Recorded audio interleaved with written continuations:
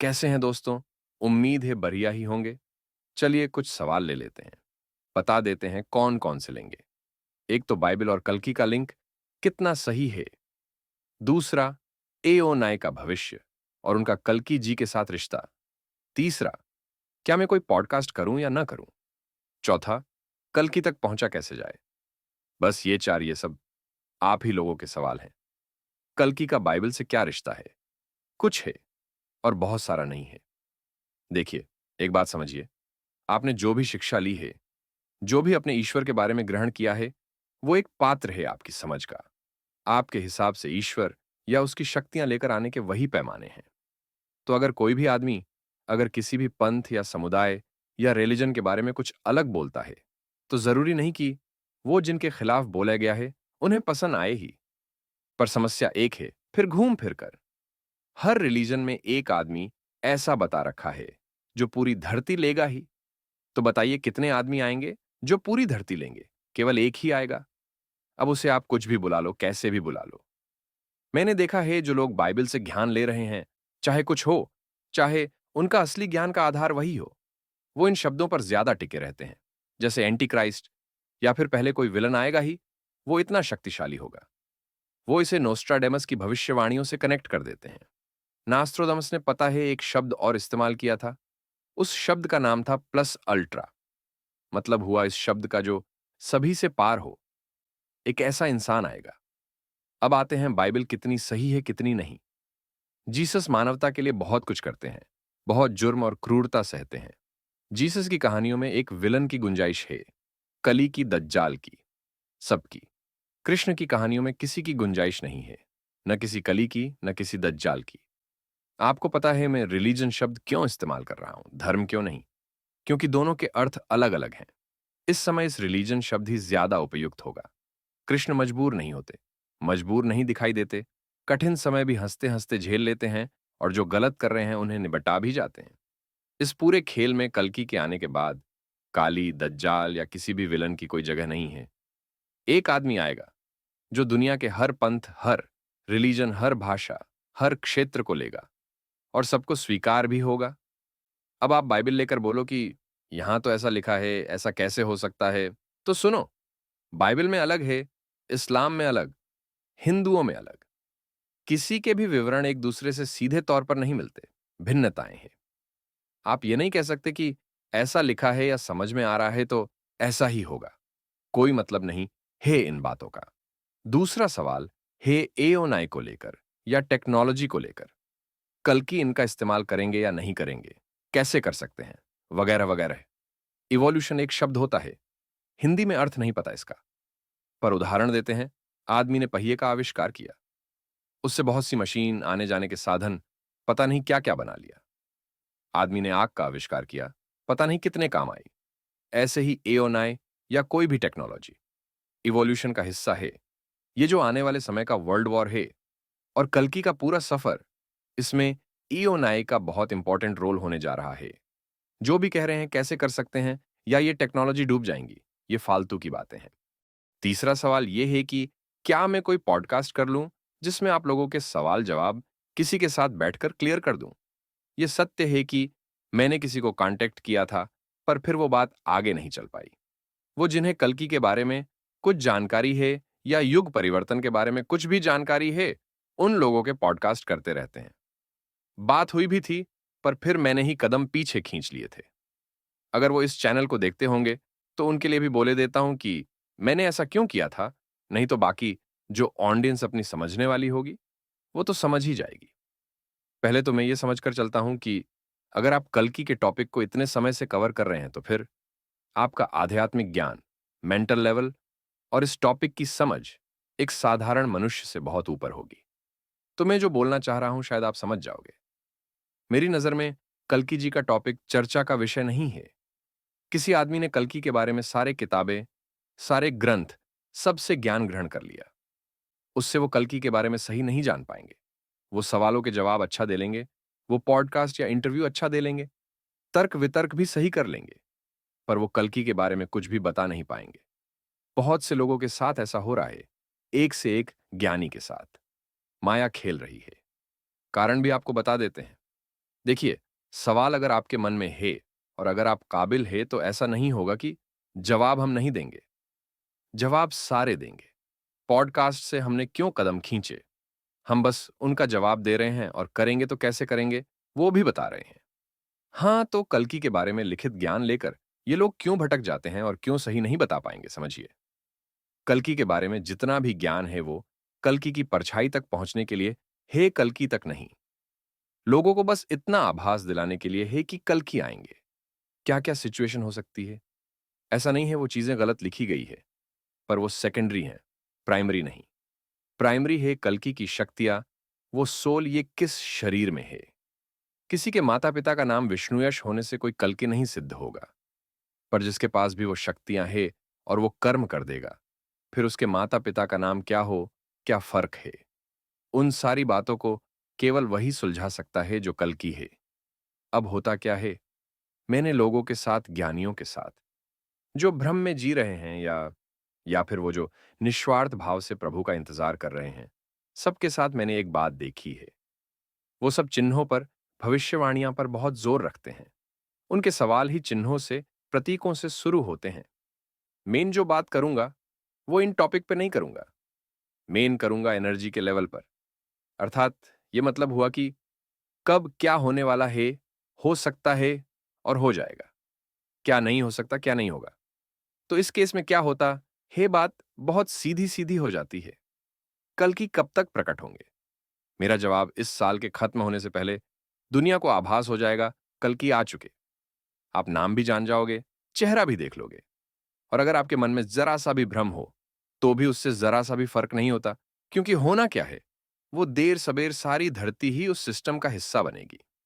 अब आप मुझसे अगला सवाल पूछेंगे, मुझे कैसे पता? ना तो मैं ज्योतिषी हूं, ना मैं ध्यान लगता हूं, ना मैं प्रवचन देता हूं।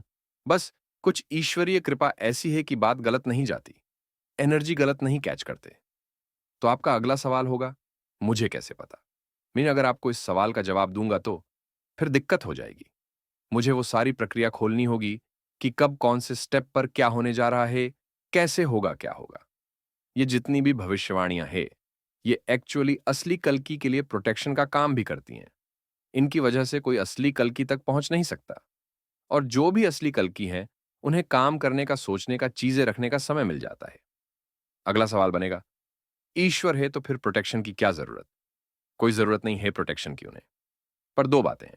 एक तो होता है अंदर का द्वंद, जैसे कि कृष्ण को पता था कि कुरुक्षेत्र का युद्ध होकर रहेगा, पर फिर भी वो शांति संदेश लेकर गए ना। दूसरी बात है कि कुरुक्षेत्र में तो केवल विनाश ही हुआ था। इस बार जितना विनाश होना है, उससे कहीं ज्यादा सृजन होना है। विनाश में जितनी शक्ति लगती है, उससे कहीं ज्यादा सृजन में लगती है। ये पूरा सिस्टम खत्म कर देना और इसकी जगह दुनिया में पूरा एक नया सिस्टम रख देना और चला देना, साथ की साथ। शक्तियां तो बहुत लगेंगी। अब मैं जो कैच करता हूं, वो है कि जो भी कल की है, उन्होंने एक चक्रव्यूह बनाया है। वो निबट्टा भी देगा और नया सृजन भी कर देगा। अब मुझे कैसे पता, ये बताने के लिए मुझे उस चक्रव्यूह के स्टेप्स ओपन करने होंगे। ये सही बात नहीं होगी। पर फिर सवाल वही है, ईश्वर है तो फिर छिपाने की भी क्या जरूरत? इसका भी जवाब दिए देते हैं। आपको लगता है महाभारत कौरव और पांडवों की कहानी है। महाभारत कृष्ण और अर्जुन की कहानी है। कौरव और पांडवों की कहानी वो तब होती जब कौरवों का कोई वजूद होता। कृष्ण कहानी में आते हैं और उनका बस एक गोल होता है, अर्जुन युद्ध कर ले, और वो उसके लिए उसे गीता भी सिखा देते हैं। बस वही पूरी महाभारत की कहानी लिख जाती है। ये जो कल्कि की कहानी चल रही है, इसमें इस बार अर्जुन नहीं है। आप पांडव कह सकते हो, पर अर्जुन नहीं है। ये कहानी जो भी इसे जनता है, अलग अलग नाम से पुकारता है। सत्य गाथा वाले कहते हैं कि नारायण और परमेश्वर का बीच की कहानी है। कोई कहते हैं कि एक महापुरुष और परमेश्वर के बीच की कहानी है। मैं कहता हूं बॉडी और सोल के बीच की कहानी है। चाहे कोई किसी भी नाम से बुलाए, पर एक बात पर सब कॉमन है, एक शरीर में ही दो कहानियां चल रही है। अब होता क्या है, इन दोनों के बीच में चीजें बदलती रहती हैं। बॉडी और सोल के बीच में पल पल बदलती रहती है। ये पूरा खेल अब तक गुप्त में चला। यही भविष्यवाणियों के हिसाब से गुप्त लीला है। अब यही ओपन में आ जाएगा। लेकिन जब ये ओपन में आएगा, तो पता है क्या होगा? आप दो लोगों के बीच की बात को समझिए। सोल को काम से मतलब है, चीजें होनी चाहिए हर हाल में, जिसके लिए भी वो धरती पर आई है। सोल में दिल नहीं है, कोई किंतु परंतु नहीं है। वो जितनी चाहे उतनी शक्ति लगा सकती है, लगा देगी। पर शरीर ऐसा नहीं है। वो सोचेगा, समझेगा, विचार करेगा। उन कामों का अंजाम क्या होगा, वो कैलकुलेट करेगा, फिर मानेगा। आप समझिए, सोल नहीं तो शरीर किस काम का, और शरीर तैयार नहीं तो आत्मा काम कैसे करेगी। तो पता है, दोनों के बीच में एक मिनिमल एग्रीमेंट हो जाता है हर बात को लेकर। इतनी तुम्हारी चलेगी, इतनी हमारी चलेगी। मान लो सोल की ताकत है 18 महीने में दुनिया ले लेने की, तो बॉडी यही कहेगी 18 जल्दी हो जाएंगे, कुछ तो खींचो। 18 की जगह 50 कर लो। 4 साल तो लगे हैं। अब इस छोटे से वार्तालाप की गहराई को समझिए आप। बॉडी को पता है सोल बस इतना चाह रही है कि बॉडी कैसे भी तैयार हो कर्म के लिए, बाकी तो मैं देख लूंगी। मामला ऐसा घुमा दूंगी कि बॉडी खुद धर्म की वजह से कर्म करने को तैयार हो जाए। और बॉडी भी सोच रही होगी, सोल तो बस मौका देख रही है कैसे भी चीजें ओपन में करने की, तो शुरू से ही कुछ सिस्टम बनाकर चले। वो सिस्टम ही चक्रव्यूह है। तो क्या होता है, इन दोनों के बीच में ही एनर्जी लेवल पर बहुत कुछ हर पल बदलता रहता है।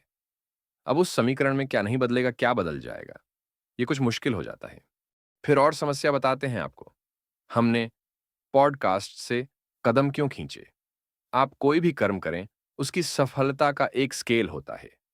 पॉडकास्ट की सफलता मतलब आप कितने लोगों को संतुष्ट कर पाए, कितने सवालों का जवाब दे पाए। हम सारे सवालों का जवाब क्यों नहीं दे सकते, हमने आपको बता दिए। अब दूसरे तरह से बताते हैं, क्यों किसी को भी संतुष्ट करना हमारे लिए सफलता का पैमाना नहीं है। आप लोग बिजनेस फील्ड से नहीं होंगे। सोशल मीडिया पर एक नियम काम करता है, 20% नियम। मान लो आपके 10,000 सब्सक्राइबर्स है, और अगर आपके पास कुछ ऐसा है तो वाकई में जबरदस्त है, सबके लिए जरूरी है, और लोग अफोर्ड कर सकते हैं, तो कम से कम 20% लोग तो अप्लाई करेंगे ही, यानी कि 10,000 में से 2,000। इसके बाद का जो स्टेप होता है, वो होता है वो जो 2,000 लोग हैं। इसके बाद का जो स्टेप है, वो इस फिगर को सीधा 500 से गुना करके 20% लगा देता है, यानी कि वो 2,000 अपने आप बिना कुछ किए 10 लाख होते हैं। और फिर उनके 20% पर यह नियम चलता है, यानी कि आपके जो 10,000 नॉर्मल दर्शक है, वो 20,000 होकर आपके सिस्टम का हिस्सा बन गए हैं। जितने सरल तरह से मैं आपको गुना भाग बता रहा हूं, वो इतने सरल तरह से नहीं चलता है। जो मेरी एनर्जी कैच करती है कि हुआ क्या था, ये डबल होने की साइकिल घंटों में पूरी हो रही थी। मतलब आप आज शाम को 8 बजे 10,000 लोगों के साथ हो, और अगले 24 घंटों में 45,000 लोग आपसे कनेक्ट हो चुके हैं, तो आप ये तो नहीं कह सकते कि मामला डबल हो गया है। ये कुछ और ही चल रहा है। तो जब मैं उस एनर्जी से कनेक्टेड हूं, तो मेरे लिए सफलता का पैमाना ये नहीं है कि मैं कितने लोगों को अपने जवाबों से संतुष्ट कर पा रहा हूं कल के केस में। मेरे लिए सफलता यह है कि उस एनर्जी के आने के लिए वो प्लेटफॉर्म तैयार हो चुका है या नहीं। इसका भी कारण मैं बता देता हूं आपको क्यों। 800 लोगों से ज्यादा 200 लोग जरूरी हैं। ये 200 लोग हैं जिनके ऊपर मामला आगे पहुंच जाएगा। मतलब जो भी लोग आएंगे नए, वो पहले कल्कि के कर्म से कनेक्ट होंगे, न कि उसके नाम से। और उसी बेसिस पर सभी आने वाले लोग केवल कर्म से कनेक्ट होते चले जाएंगे। अब वो शक्तियां, वो कर्म ऐसे हैं कि उनमें किंतु परंतु नहीं है। आप किसी भी पंथ के हो, रिलीजन आपका कोई भी हो, किसी भी देश के हो, अमीर हो, गरीब हो, कमजोर हो, ताकतवर हो, आप नास्तिक हो, आस्तिक हो, आपको उस सिस्टम का हिस्सा बनना ही होगा। ठीक है, अभी लोग यहां पर कह देंगे कि हम नहीं बनेंगे। सत्य यह है कि सब बनेंगे। इसलिए जो भी कल की हैं, उनके लिए अपने कर्म रखना जरूरी है। अच्छा, मैं इतना कुछ बता रहा हूं, काम कॉपी नहीं हो सकते। बहुत से कारण है नहीं हो सकते। सांसारिक ज्ञान, लॉ, फाइनेंस, मार्केटिंग, एओनाई, इन जैसी चीजों में एक्सपर्टाइज चाहिए। इस सब के अलावा पूरी दुनिया की कहानियों की समझ अलग चाहिए। कहाँ की संस्कृति क्या है, फिर धर्म कर्म की असली कहानियां चाहिए। और ये सब हो भी जाए तो वो सोल चाहिए। पता है, कल की जो कोई भी है उसके मन में ये शक नहीं है कि काम होंगे या नहीं। उसके मन में ये दुविधा होगी कि काम होंगे तो सही, बस लोग उसे ईश्वर न समझ बैठे। कैसे और किस तरह से कामों को इस तरह से किया जाए कि वो बस ईश्वर न बन पाए। जो भी कल की है वो अपनी शक्तियां प्रकट करने की कोशिश नहीं कर रहे होंगे, वो छिपाने की कर रहे होंगे। और ये कोशिश कर रहे होंगे, प्रकट होती भी है तो ऐसे हो कि मामला कंट्रोल में ही रहे। तो जब हम उस एनर्जी से कनेक्ट करते हैं, तो हम पर बाध्यता है कि हम हर बात नहीं खोल सकते। हमारे लिए बातों से मसले खोलने की जगह जो भी कल के है उनके कर्मों से आ जाए, वो ज्यादा बेहतर है। आप अपने आप को उस जगह पर रखकर देखो। मान लो आप ही कल की हो, तो आपको पता है इस पूरी धरती की सबसे क्रिटिकल खबर हो आप। कोई भी आदमी खबर बनना चाहेगा। ठीक है, जो भी अपने आप को कल की समझते हैं या अपने किसी को, सत्य यह है कि जो भी असली कल की है, उन्हें पता है कि खबर बनने के कितना घाटे हैं।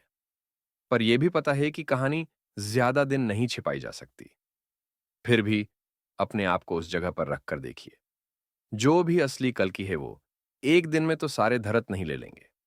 प्रभाव कितना भी तेज हो, कुछ समय तो लेगा ना। ये समय लोगों के मन में शक पैदा करेगा कि सामने वाला कल की है, नहीं है, हो भी सकते हैं, नहीं भी हो सकते हैं। ये सारा भ्रम जो चलेगा, ये असली कल्कि के लिए बहुत फायदेमंद है। मुझे ऐसा लगता है, कब कौन सी चाल रखनी है, कब खेल को कैसे घुमाना है, वो बेहतर कर पाएंगे। अच्छा, क्या इससे कल्कि को कोई नुकसान नहीं? उन्हें क्या नुकसान है? उन्हें तो दुनिया में एक नई सिस्टम रखना है, रख ही देंगे। शकुनी तब जंग जीतता है जब पाशे उसके हिसाब के गिरे। पाशे चाहे जैसे फेंक लो, फिर भी जीतेंगे कृष्ण ही।